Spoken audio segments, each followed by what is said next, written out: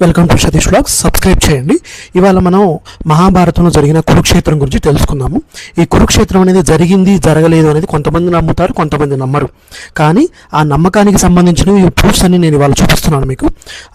కురుక్షేత్రం జరిగేటప్పుడు ఇవన్నీ చలనచిత్రాలు, ఇవన్నీ ఫొటోస్ ఇవన్నీ చూడండి. వీటికి సంబంధించిన ప్రూఫ్లు కూడా నేను ఇవాళ బయట పెడుతున్నాను. చూడండి, ఇది అండ్ కురుక్షేత్రం జరిగిన నేల ఇప్పటికి కూడా ఎర్రగానే ఉంటుంది. అండ్ వాళ్ళు వేసుకున్న మ్యాప్స్ అంటే పద్మవ్యూహం అలాంటివి, అండ్ ఆ నేలలో దొరికిన ఇవన్నీ, అండ్ అర్జునుడు యూజ్ చేసిన పద్మవ్యూహం ఇది, అండ్ వాళ్ళ దొరికిన ఇవి స్కెల్టన్స్, అండ్ వాళ్ళు యూజ్ చేసిన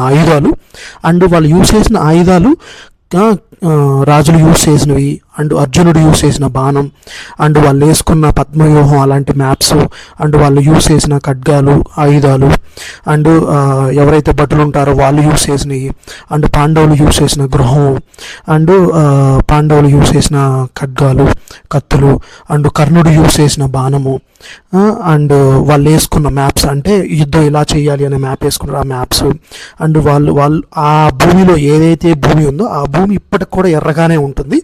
ఆ జరిగిన భూమి అది మన భారతదేశంలోనే ఉంది. ఆ భారతదేశంలో ఉన్న భూమిలో తవ్విన తవ్వకాల్లో ఇవన్నీ బయటపడ్డాయి. వాటన్నిటిని టెస్ట్ చేస్తే ఇవన్నీ మహాభారత కాలానికి సంబంధించిన ఆయుధాలు, మహాభారత కాలానికి సంబంధించిన స్కెల్టన్స్ అని బయటపడ్డవి. అండ్ వాటికి సంబంధించి చాలామంది శాస్త్రవేత్తలు టెస్ట్ చేసి, ఆ నేలను టెస్ట్ చేసి ఇవన్నీ కురుక్షేత్రం జరిగింది అని ప్రూవ్ చేశారు. ఆ కురుక్షేత్రం జరిగింది అవడానికి ఇవన్నీ ప్రూఫ్స్. అండ్ ఇలాంటి వీడియోస్ మీకు మళ్ళీ వస్తుండాలి, మళ్ళీ మీరు చూస్తుండాలి అంటే కంపల్సరీ బెల్ ఐకాన్ మట్టుకి క్లిక్ చేయండి, సబ్స్క్రైబ్ చేయండి, లైక్ చేయండి. అండ్ ఇలాంటి వీడియోస్ మీకు కంటిన్యూస్గా వస్తూనే ఉంటాయి. ఇలాంటి ఇంట్రెస్టింగ్ వీడియోస్ మీరు చూస్తుండాలి అంటే బెల్ ఐకాన్ క్లిక్ చేయడం మట్టుకి మర్చిపోమాకండి. సపోర్ట్ చేయండి, సబ్స్క్రైబ్ చేయండి, లైక్ చేయండి, కామెంట్ చేయండి, షేర్ చేయండి.